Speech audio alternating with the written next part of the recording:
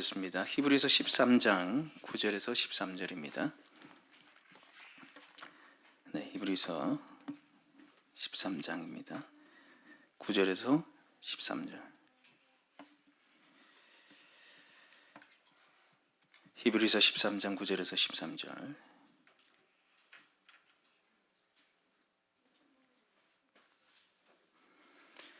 우리 교독해서 읽겠습니다.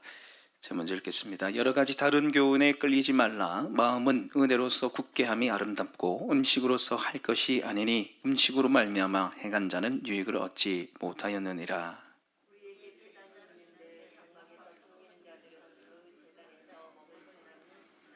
이는 죄를 위한 짐승의 피는 대제사장이 가져가고 성소에 들어가고 그 육체는 영문 밖에 불사름이라.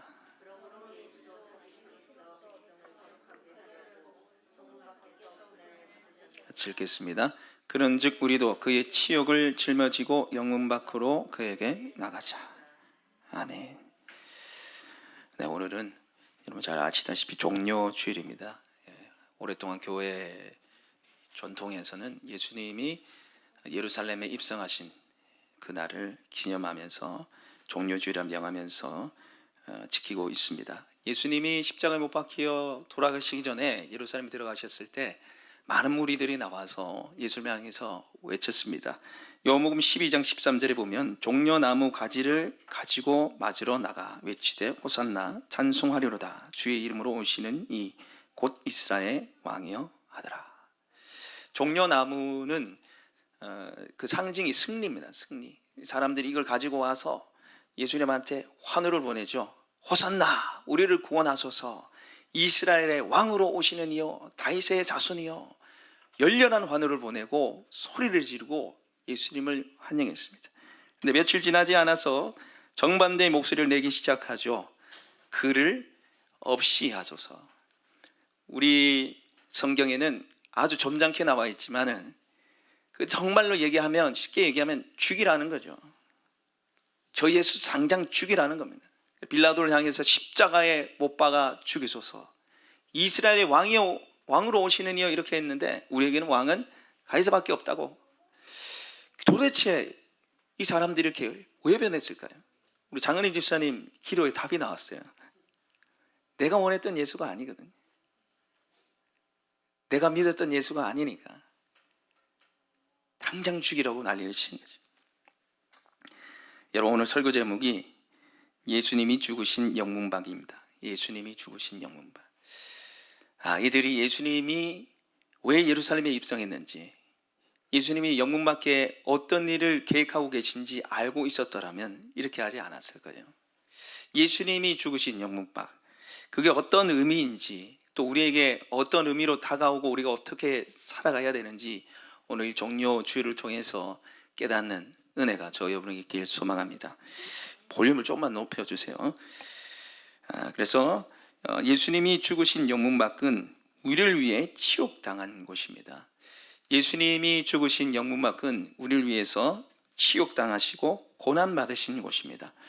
우리 11절과 12절 말씀 같이 한번 읽어보겠습니다. 시작. 이는 죄를 위한 짐승의 피는 대제사장이 가져가고 성소에 들어가고 그 육체는 영문 밖에서 불사름이라. 그러므로 예수도 자기 피로써 백성을 거룩하게 하려고 성문 밖에서 고난을 받으셨느니라. 오늘 11절과 12절에 장소가 나옵니다. 11절에 영문박, 12절에 성문박, 동일한 의미로 여러분 받아들이셔도 됩니다.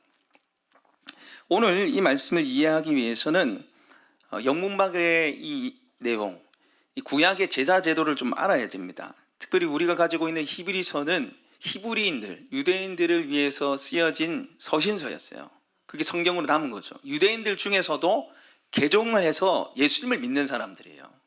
유대교 구약의 제사 제도를, 율법을 지켜서 의로움을 받으려고 했던 사람들이 이제 예수님을 알게 되고 예수님을 믿게 된 사람들한테 쓰여진 성경이에요. 이들한테는 끊임없이 도전을 받았어요. 야, 다시 돌아와. 예전 유대로로 다시 돌아와라는 거죠. 끊임없이 핍박받고 유혹받고 도전을 당했습니다.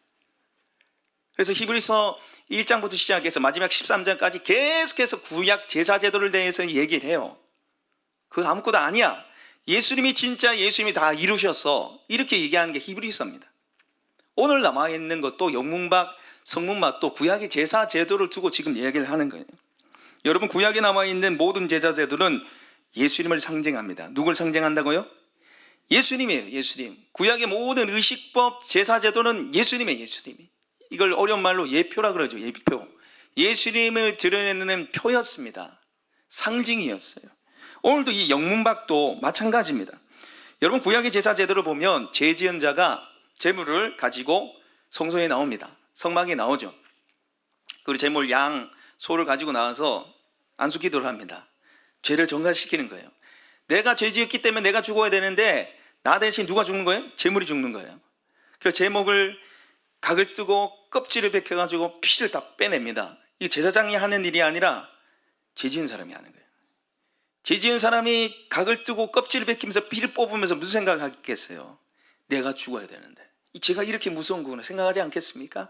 그러면 그 고기와 피를 가지고 대제사장이 성막에 들어가요. 번제단 위에 피를 뿌립니다. 그런데 나머지 고기들이 있잖아요. 고기의 사체들이 있잖아요.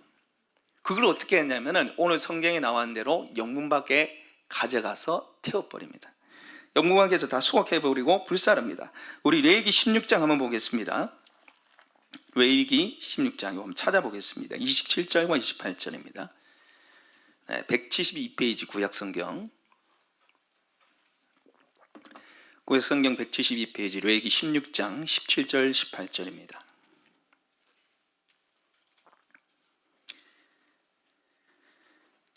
네, 172페이지 레위기 16장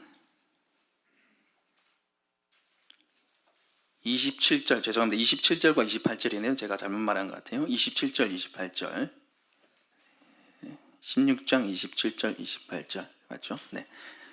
우리 같이 한번 읽어보겠습니다. 시작. 속죄제 수송아지와 속죄제 염소의 피를 성소에 들여다가 속죄하였은즉 그 가죽과 고기와 똥을 밖으로 내다가 불사를 것이요 불사른 자는 그의 옷을 빨고 물로 그의 몸을 씻은 후에 진영으로 들어갈지니.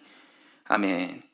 여기 말씀해 보시면은 속죄제, 죄를 속하는 수송아지, 속죄제, 죄를 속하는 염소, 그 피를 성소에 뿌리고 나머지는 어디 가지고 가려고요? 진영 밖. 그래서 불사르라고 되어 있어요. 그러니까 진영 밖, 성막 밖은 부정한 장소예요. 성막 밖에 뭐가 있어요? 성막 밖에는 그 짐승들이, 사체들이 있을 거 아니에요. 그 잡은 짐승들이 거기 다 버려진 거예요. 물론 불로 태웠지만 거기 얼마나 더럽겠습니까? 냄새가 얼마나 고역하겠어요. 피 비린내로부터 시작해서 꼬리꼬리한 냄새로부터 시작해서 얼마나 더러운 것이 진영 밖에 있어요. 그리고 이 진영 밖에 누가 지냈냐면 나병들이 거기 있었어요. 진영 안으로 못 들어왔어요. 하나님께서 화장실도 진영 안이 아니라 진영 밖에 두라고 했어요. 여호와의 이름을 모독하는 자도 진영 밖에 내놔서 돌로 쳐 죽였어요. 그러니까 진영 밖은 한마디로 말해서 불결한 장소, 부정한 장소, 더러운 장소예요. 그런데 그 진영 밖에 의미하는 성문 밖에서 누가 죽으셨습니까? 예수님이 죽으셨어요. 우리 다시 본문을 한번 돌아볼까요? 히브리서 말씀 13장 12절 한번 보십시오. 13장 12절 읽겠습니다. 시작. 그러므로 예수도 자기 피로서 백성을 거룩하게 하려고 성문 밖에서 고난을 받으셨느니라. 예수님도 우리를 깨끗하게 하시기 위해서, 정결하게 하시기 위해서 어디서 죽으셨다는 거예요? 성문 밖, 바로 예루살렘 성문 밖입니다. 여기가 어디입니까? 갈보리, 골고다 언덕을 말해요. 갈보리와 골고다는 똑같은 말이에요. 갈보리는 라틴어, 골고다는 히브리어 말입니다. 의미가 뭡니까? 해골입니다. 해골. 왜 해골이라는 이름이 붙여졌을까요? 거기에 수많은 사람들이 죽임당했어요. 거기가 바로 십자가 처형하는 곳이에요. 사람들을 죽였던 곳이 바로 골고다 갈보리입니다. 여러분, 십자가는 아무나 처형당할 수 있는 게 아니에요. 로마 시민권을 가진 자는 십자가 처형을 면해줬어요. 너무나 고통스럽기 때문에. 너무나 고통스러운 죽음이기 때문에 십자가형은 로마 시민권은 절대 안 했어요. 그리고 십자가형을 받는 사람들은 아주 악랄한 사람, 극악한 죄인들, 나쁜 놈들 중에서도 아주 나쁜 놈들을 십자가에 매달려 죽였어요. 그리고 그 십자가에 매달려 죽은 그 시체들을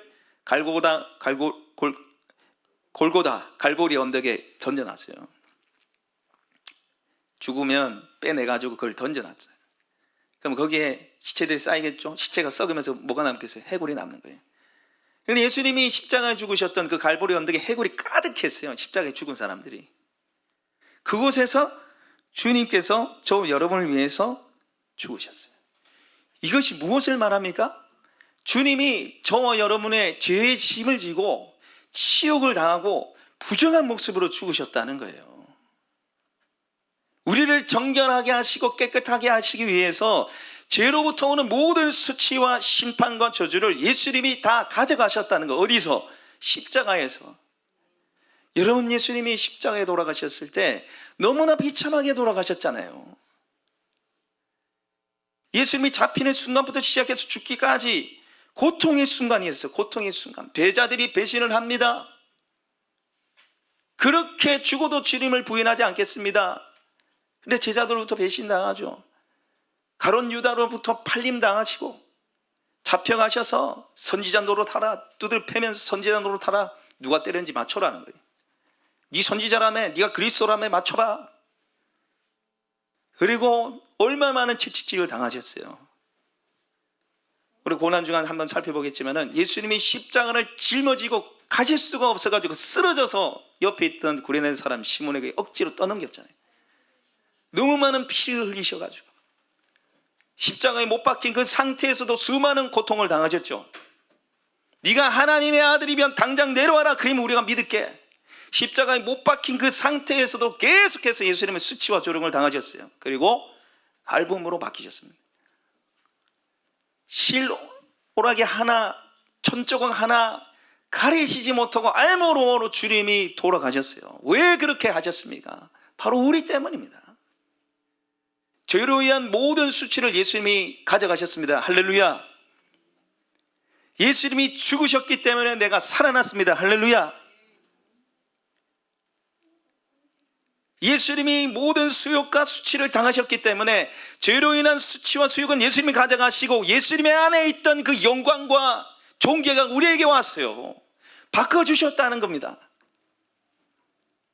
예수님이 제자들에게 팔림당하고 배신당함을 통해서 우리가 배신당하고 사람들의 뒤통수 맞고 주님이 너무 잘하시고요, 사람들은 나를 배신하고 버려도 주님 우리를 버리시지 않게 됐습니다. 십자가에 못 박혀서 아버지 하나님으로부터 버림당하셨기 때문에 우리는 결코 하나님 사랑에서 끊을 수 없는 자가 된 줄 믿습니다. 바로 십자가에서 이루신 주님의 사랑 때문이죠. 그래서 우리를 위해서 주님이 영문 밖에서 죽음 당하셨다는 의미는 우리를 위해서 모든 수치와 치욕과 죄의 모든 결과물들을 주님 가져가시고 바꿔주셨다는 거. 영광과 존귀와 사랑과 은혜와 긍휼로서 주님이 우리에게 덧입혀 주셨다는 것입니다. 여러분, 이 종료주일에 또 다가오는 고난주간에 이 십자가의 은혜가 저 여러분에게 충만하게 임하길 소망합니다. 단순히 십자가 바라보면서 눈물 흘리는 게 아니고요, 십자가 밑으로 내려오는 모든 하나님의 자유와 은혜와 영광과 존귀를 누리시는 저 여러분 되시길 소망합니다. 두 번째로, 예수님이 영문 밖에서 죽으셨다는 것은 우리도 예수님과 함께 고난을 받아야 된다는 것입니다. 우리도 예수님과 함께 고난을 받아야 한다는 것이에요. 우리 13절 말씀 같이 한번 읽어보겠습니다. 시작. 그런즉 우리도 그의 치욕을 짊어지고 영문 밖으로 그에게 나가자.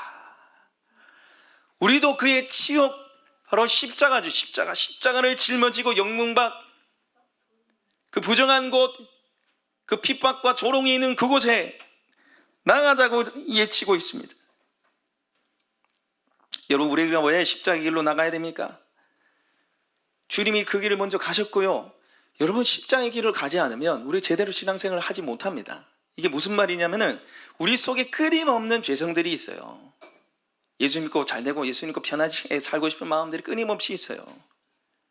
십자가의 길을 가지 않으면요, 우리도 언제든지 얼마든지 무리처럼 바뀌어요. 예수님 좋아요, 예수님 사랑했다가 내가 원하는 것 들어주지만 얼마든지 예수님 팽개칠 수 있다는 얘기입니다. 신앙이 변질될 수 있다는 거죠. 여러분, 오늘 본문을 제대로 알기 위해서는 오늘 본문의 흐름과 이 배경 지식을 알아야 되는데, 제가 아까 히브리서는 유대인들 중에서도 그리스도인으로 개종한 사람들을 위해서 쓴 책이라 했잖아요. 히브리인데 예수를 믿은 사람을 위해서 쓴 책입니다. 자, 이 사람들이 계속해서 도전을 받았다 그랬어요. 다시 구약 성경, 구약 제사 제도로 돌아와. 여러분, 당시 이스라엘 사회는 종교 사회였어요. 그 종교 사회에서 출교를 당하는 것과 똑같습니다. 예수를 믿으면 종교 사회에서 출교당하는 거예요. 여러분, 무슬림 지역에 예수를 믿으면 어떻게 됩니까? 거기 생활이 안 돼요. 직업을 가지지 못하잖아요. 언제 죽임당할지 모르는 두려움 속에 살아야 되잖아요. 마찬가지입니다. 지금 유대인들에서 그리스도를 개종한 사람들이 바로 그런 사람들이었다는 거죠. 그래서 늘 핍박을 받고 유혹을 받아서 다시 돌아가는 사람들이 있었어요. 예수님 버리고 유대 종교로 돌아가는 사람들이 있었다고요. 그래서 오늘 9절의 말씀 같이 한번 읽어보겠습니다. 시작. 여러 가지 다른 교훈에 끌리지 말라. 마음은 은혜로서 굳게 함이 아름답고 음식으로서 할 것이 아니니 음식으로 말미암아 행한 자는 유익을 얻지 못하였느니라. 다른 교훈은 뭡니까? 바로 유대교가 말하는 의식법, 구약의 제사법을 말하죠. 마음은 은혜로서 굳게 함이 아름답고 바로 예수 그리스도를 굳게 잡으라는 것입니다. 음식으로 할 것이 아니니 먹고 마시는 거 얼마나 많이 가렸습니까? 유대인들이. 그걸로 정결케 되는 게 아니라는 거죠. 그래서 우리 10절 같이 한번 읽어볼게요. 시작. 우리에게 제단이 있는데 장막에서 섬기는 자들은 그 제단에서 먹을 권한이 없나니. 우리에게는 제단이 뭐예요? 십자가입니다. 구약의 모든 제사 제도들, 번제단부터 시작해서 지성소, 휘장 모두 다 그 안에 있던 기구 하나하나까지 모두 다 누굽니까? 예수님이에요. 예수님. 우리에게 제단이 바로 예수님이죠. 예수님. 우리에게는 제단이 있는데 장막에서 섬기는 자들은 제단에서 먹을 권한이 없나니. 장막에서 섬기는 자들, 이게 뭐냐면 영문 안의 사람들을 말해요. 그러니까 지금 히브리인들 중에서 유대교에서 죄송합니다. 그리스도인으로 된 사람들은 영문 밖의 삶을 사는 거예요. 핍박과 유혹과 조롱 속에 삽니다. 그 사람들은 영문 밖의 삶이에요. 근데 영문 안에 있는 사람들의 삶은 어떻습니까? 행복해요. 불편함이 없어요. 편안합니다. 근데 뭐라고 얘기하고 있습니까? 우리에게 제단이 있는데 장막에서 섬기는 자들, 영문 안에서 구약 제사 제도를 지키는 자들, 그 사람들은 제단에서 먹을 권한이 없다. 바로 십자가의 은혜를 받아 누릴 권리가 없다는 거예요.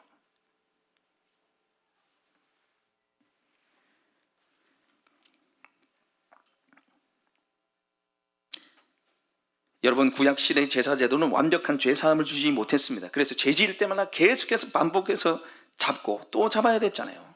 그러나 영문 밖에서 죽으신 예수 그리스도를 받으면서 완벽한 죄사함이 우리에게 주어졌어요. 근데 영문 안에 있는 사람들이 어떻게 됐습니까? 예수님을 죽였잖아요.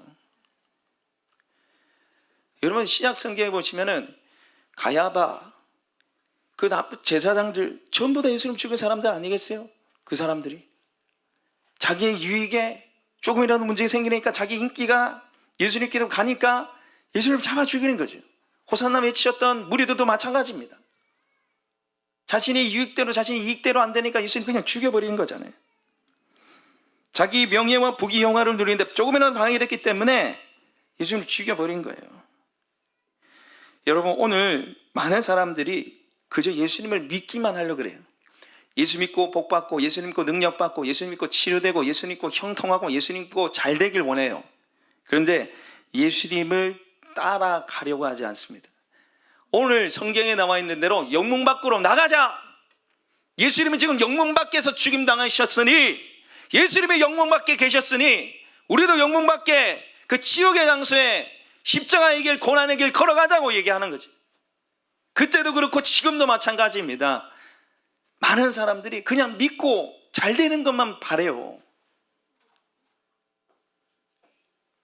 여러분, 처음에는 그렇게 시작할 수 있습니다. 그죠? 처음에는 치료를 위해서, 처음에는 형통을 위해서 예수 믿을 수 있어요. 그러나 계속해서 그걸 추구하는 게 문제죠. 계속해서 그걸 쫓아가는 삶이 문제죠.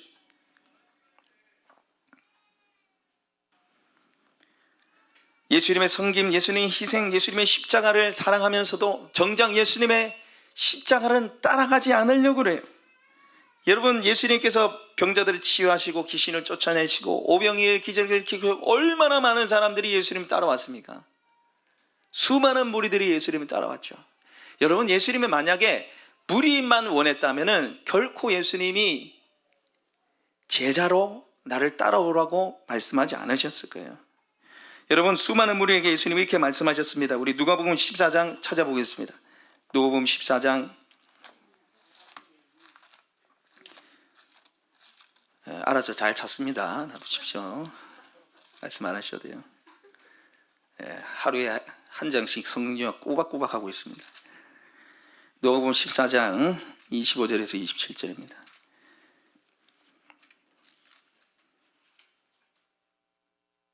누가복음 14장 25절에서 27절 120페이지입니다. 우리 같이 한번 읽어보겠습니다. 시작. 수많은 무리가 함께 갈새 예수께서 돌이키사 이르시되 무릇 내게 오는 자가 자기와 부모와 처자와 형제와 자매와 더욱이 자기 목숨을 미워하지 아니하면 능히 내 제자가 되지 못하고 누구든지 자기 십자가를 지고 나를 따르지 자도 능히 내 제자가 되지 못하리라. 아멘. 엄청난 무리가 따라오셨을 때 예수님이 돌이켜서 말씀하시는 거예요. 내게 오는 자는 자기 부모, 처자, 형제, 자매, 더욱이 자기 목숨까지도 뭐하지 아니하면요? 미워하지 아니하면. 여러분, 이 표현은 과장법입니다. 어떻게 목숨을 미워해요? 어떻게 부모를 미워해요? 여러분, 이게 말씀이 뭐냐면 예수님을 최우선으로 여기라는 거예요. 네 삶에 네 목숨보다, 가족보다, 처자식보다, 형제보다, 그 어떤 누구보다 나를 최우선으로 여겼으면 좋겠다. 그 사람이 나를 따라올 수 있다는 거예요. 그리고 27절에 누구든지 자기 십자가를 지고 나를 따르지 않는 자도 능히 제 제자가 되지 못하리라. 여러분, 우리는 십자가는 바라보면 은혜롭잖아요. 좋잖아요. 예수님의 사랑이 있고. 근데 여러분, 이 십자가 얼마나 치욕인지 모릅니다. 이때 당시만 해도 십자가 생각하면은 막 머리를 절레절레 흔드는 거예요. 여러분, 만약입니다. 여러분 집안에 아주 악랄한 아주 나쁜 사람이 있다고 생각해 보세요. 뉴스에 날 만큼. 그 사람이 잡혀갔다고 생각해 보세요. 그리고 인터넷 여러분 신상 털기 얼마나 잘합니까? 사람들. 야, 제 동생이 그런 애래. 얼마나 부끄러워요. 다 공개되잖아요. 지금 십자가 바로 그런 거예요. 부끄러움과 수치를 다 가지고 나를 따라오라는 거죠. 여러분, 성경은 단 한 번도 믿는 신자와 따르는 제자를 구분한 적이 없어요. 성도와 제자를 구분한 적이 없어요. 그러나 우리는 신자 수준에만 머물길 원하죠. 십자가라 지고 희생당하고 고난받기를 거절합니다. 여러분, 우리 모두는 예수님을 따라야 할 제자입니다. 할렐루야. 주님의 십자가 사랑을 믿고 그 은혜 가운데 거하시길 원하신다면요, 십자가 지고 가셔야 돼요. 주님 계신 그 십자가 지고 가셔야 돼요. 그러면 예수님과 함께 고난받는다는데 그 구체적인 적용이 뭘까? 제가 설교를 준비하면서 이대로 끝나면 뭐지? 그런 생각이 들더라고요. 자기 십자가를 지고 따라가야 돼. 희생하고 고난의 길 가야 됩니다. 이렇게 마치려고 그러니까 뭐가 좀 두리뭉실한 거예요. 그래서 제 나름대로 한번 기도하면서 생각해 봐야 되는데, 해봤는데, 예수님과 함께 고난받는 것, 십자가 길 걸어간다는 것은 첫째로 끝까지 자리를 지키는 겁니다. 우리 따라해 볼까요? 끝까지 자리를 지키는 것입니다. 여러분, 예수님이 십자가에 끝까지 자리를 지키지 않으셨다면 어떻게 됐을까요? 그 길을 참고 인하지 않았으면 어떻게 됐을까요? 사내들인 공회에 잡혀서 두드려 맞으면서 야, 선지자 노릇해, 누가 때리지 맞춰봐, 이걸 견디지 못했다면은, 얼굴에 침 뱉는 그 군병들의 수욕을 견디지 못했다면은, 하나님의 아들이면 당장 내려와, 그럼 내가 믿을게, 이걸 주님이 견디지 못했다면 저 여러분이 구원받았겠습니까? 끝까지 주님은 십자가의 자리를 지키셨습니다. 모든 유혹이 있었고요, 핍박이 있었지만 주님이 끝까지 십자가의 길을 걸어가셨고 완성하셨습니다. 할렐루야. 그래서 저와 여러분의 구원이 있었던 거죠. 그래서 우리 또한 내가 있어야 할 자리, 내가 섬겨야 할 자리를 끝까지 지켜야 돼요. 그것이 바로 십자가의 길 걸어가는 사람이죠. 여러분, 한 번은 잘할 수 있어요. 한 번은 잘할 수 있어요. 한 번은 열심히 준비해서 벼락치기라도 준비해서 잘할 수 있어요. 근데 여러분, 묵묵히 잘하는 거 어려워요. 사람들에게 드러나지 않아도 열매가 보이지 않으로 자리를 지키는 거, 그거 참 힘듭니다. 최근에 개척교회 목사님 한 분을 만났는데, 가정교회 지역 모임에서 이제 나눈 말씀 중에 이런 말씀을 하셨어요. 성도들이 없어서 매일 사모님이랑 둘이 새벽기도를 한대요. 교회 사이즈는 저랑 비슷한데 새벽기도 이제 사모님만 둘이 하신대요. 사모님과 매일 앉혀놓고 새벽기도 하려고 그러니까 너무 힘들더래요. 그래서 그냥 요즘에는 기도만 하고 있습니다, 이렇게 얘기하시더라고요. 여러분 혹시 아니 예배는 하나님 보고 예배 드려야지, 사모님도 성도인데 그래도 말씀 드려야지, 말씀 전해야지, 누가 오면 어떻게 하려고, 말씀 전해야지, 여러분 이런 생각이 드십니까? 여러분 다 맞는 얘기지. 여러분 그것 때문에 건디고 버티고 인내하다가 기도만 하시는 거예요. 이분이 10년째입니다. 10년째. 여러분 10년째 사모님만 앉혀놓고 설교한다 생각해 보세요. 10년째. 그런데요, 저도 그래요. 저 멀쩡한 것 같죠? 안 멀쩡해요. 저도요, 도망치고 싶어요. 다 때리치고 도망치고 싶다고요. 한 번씩, 자주 말고요.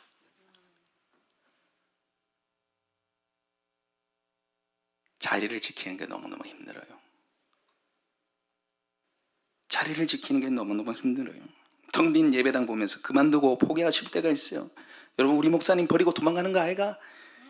내일 새벽기도 안 나오시는 거 아이가? 너무 걱정하지 마십시오. 제가 왜 이런 얘기 하겠어요? 지키려고. 저 자신한테 설교하는 거예요 지금. 그래도 지켜라는 거예요. 주님이 지켰듯이. 여러분 제가 처음 개척교회를 섬겼을 때는, 섬기기 전에는, 개척교회 섬기기 전에는 개척교회는 뭐 능력 없고 뭐 갈 데 없고 별별로 없는 목사님이 하는 거야, 이런 생각했어요. 사실 너무너무 교만했죠. 근데 제가 개척교회를 지금 5년째 하고 있는데 딱 1년 지났을 때 드는 생각이 뭐냐면, 개척교회 섬기는 목사님들 대단하신 분들이라는 거죠. 그 자리를 5년, 10년, 평생을 성도 2명, 3명 앉혀놓고 여러분 목회를 하고 설교를 한다 생각해 보십시오. 여러분 제가 제일 존경하는 목사님이요, 개척교회 하다가 은퇴하신 목사님이에요. 제 목표가 뭔지 아세요? 끝까지 자리 지키다가 제가 은퇴하는 거예요. 하나님 어떻게 하실지 모르죠. 뭐 평생 개척교회 하다가 제가 섬기고 끝날 수도 있겠죠.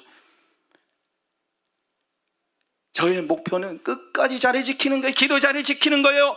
끝까지 신방하는 거예요. 끝까지 목회하는 게 제 목표입니다. 여러분 하나님께서 여러분에게 주신 자리들이 있어요. 부모의 자리가 있잖아요. 목자의 자리가 있고 목녀의 자리가 있습니다. 교회 섬김의 자리들이 있어요. 교사로서 방송실, 청소, 여러 가지 자리들이 있습니다. 그러나 그 자리를 지키는 일이 만만치 않아요. 쉽지 않습니다. 찬양봉사, 새벽기도, 수요예배, 중보기도의 자리 지키는 거 힘들어요. 그러나 여러분 끝까지 포기하지 않고 걸어가는 것이 주님의 길 걸어가는 것인 줄 믿습니다. 주님이 그래 하셨다니까요.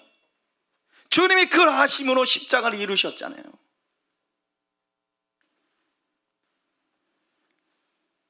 두 번째로 예수님과 함께 고난받는 구체적인 적용요, 영혼을 위해서 죽어지는 겁니다.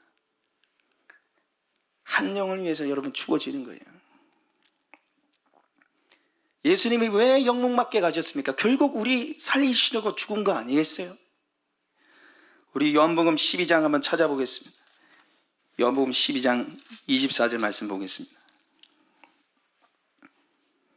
요한복음 12장 24절 25절 말씀.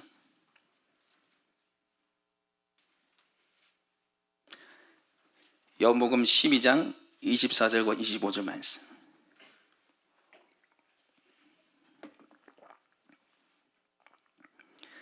우리 같이 한번 읽어보겠습니다. 시작. 내가 진실로 진실로 너에게 이르노니 한 알의 밀이 땅에 떨어져 죽지 아니하면 한 알 그대로 있고 죽으면 많은 열매를 맺느니라.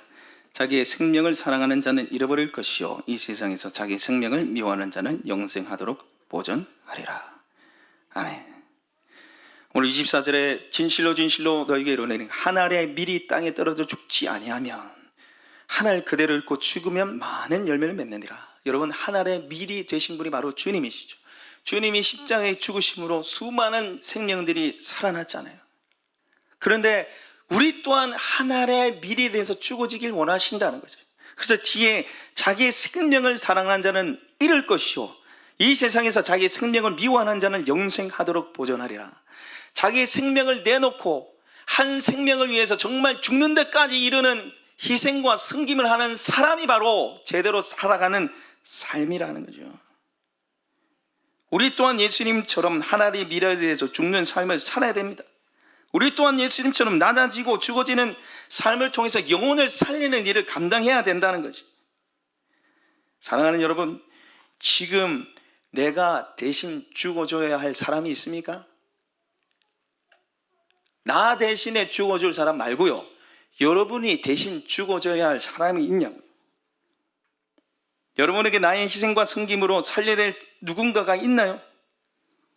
그 누군가를 위해서 낮아지고 썩어지고 희생당하고 죽어가고 있습니까? 여러분, 그 인생이 가장 복되고 영광스러운 삶이에요.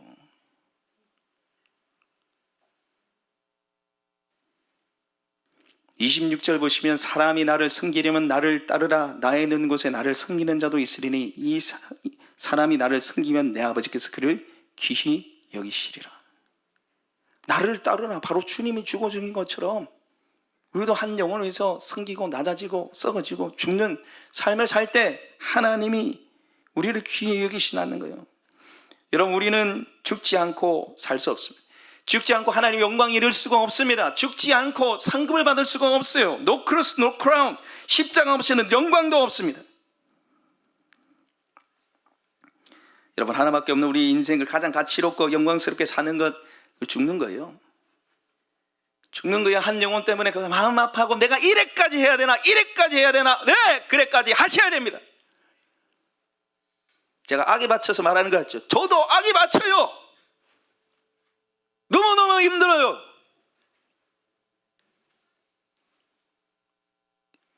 오늘 목사님 과음 많이 지르는 죄송합니다. 저도 잘 안 돼가지고 막 애를 쓰고 막 그런 거예요. 제가 지금 한 영혼을 위해서 죽는 거 너무너무 힘들어요. 저도 막 하기 싫어요. 저도 막 아이고 하나님, 나도 내 인생 못 책임지는데 누굴 챙깁니까? 여러분, 주님의 말씀대로 우리는 살려고 몸부림치는 자들이 아니라 죽으려고 몸부림치는 자들이 되어야 돼요. 세상 사람들 보십시오. 잘 살려고, 잘 먹고, 잘 살려고 하잖아요. 그런데 정말 예수님의 십자가를 믿고 바라보는 사람은 잘 죽으려고 노력하셔야 돼요. 어떻게 하면 내가 죽을까 노력하셔야 된다는 거예요. 여러분, 나를 살리고 남을 살릴 수 있는 유일한 방법은 죽는 것밖에 없어요. 주님이 죽으셨기 때문에 내가 살아났잖아요. 여러분, 주님이 나를 살릴 수 있는 유일한 방법이 죽는 것이었기 때문에 나를 위해서 죽어주셨습니다. 나를 구원할 수 있는 유일한 방법이 죽는 것이었기 때문에 주님이 죽어주셨어요. 그리고 또한 그 죽음의 사랑을 받고 누린 우리 또한 죽으라고 말씀하세요. 왜요? 그게 사람을 살릴 수 있는 유일한 방법이기 때문에. 주님이 죽으신 게 나를 살리는 방법이었고, 내가 다른 사람을 살리는 것이 내가 죽는 길이에요. 내 생각, 내 뜻을 내려놓고 섬기고 희생하고 인내하는 거, 죽는 게 바로 사람 살리는 길이라는 거예요. 여러분, 주님이 걸어가신 그 길 함께 걸어가길 소망합니다. 때로는 버겁고 힘들고 포기하시고 내려놓고 싶지만 정말 주님 바라보면서 그 길이 가장 복되고 영광스러운 길인 줄 믿고 함께 주를 위해서 달려나가시는 저 여러분의 삶이 되길 축복합니다. 이 시간에 우리에게 주신 말씀을 생각하면서 같이 좀 기도했으면 좋겠습니다.